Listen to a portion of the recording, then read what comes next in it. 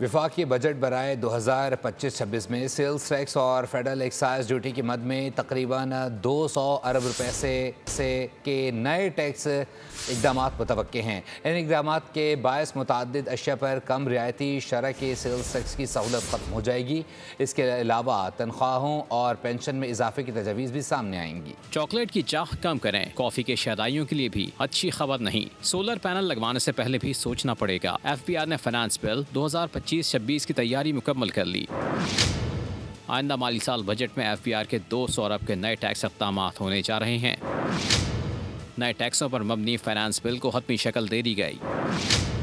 दरामदी solar panels, e-commerce transactions पर 18% sales tax आयद करने की तजवीज़ दी गई।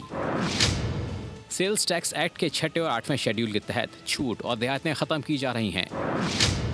तीसरे शेड्यूल में चॉकलेट और कॉफ़ी पर सेल्स टैक्स आयद करने की तजवीज़ दे दी गई। FBR 5 स्टार होटलों में पेश की जाने वाली मुताद्दिद अल्ट्रा प्रोसेस्ड फूड्स पर भी 5% फेडरल एक्साइज ड्यूटी आयद करने की तैयारी कर रहा है। बजट में तनख्वाहों में इजाफे के लिए 4 तजवीज़ तैयार कर ली गई। ग्रेड 1 से 16 तक के मुलाजमीन के लिए 30% डिस्पैरिटी अलाउंस की तजवीज़ दी गई है। ज़राए वज़ारत ख़जाना का कहना है कि महंगाई के तनासुब से बजट में तनख्वाह और पेंशन में 10% इजाफे की तजवीज़ ज़ेर गौर है। आर्म्ड फोर्सेस को कंट्रीब्यूटरी पेंशन स्कीम से मुस्तस्ना रखने की भी तजवीज़ है। हतमी फैसला काबीना से लिया जाएगा।